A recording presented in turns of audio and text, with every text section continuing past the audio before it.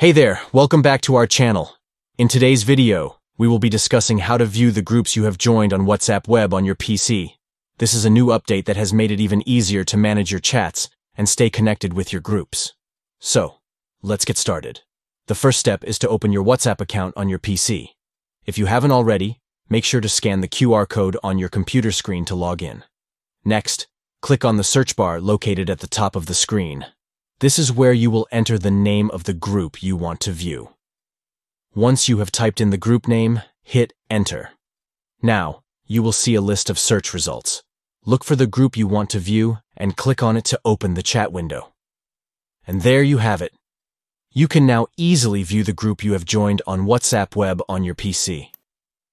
This new update makes it convenient to stay updated and engaged with your group chats even when you are on your computer.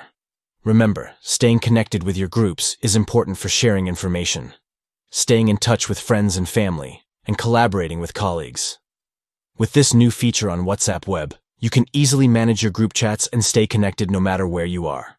That's all for today's video.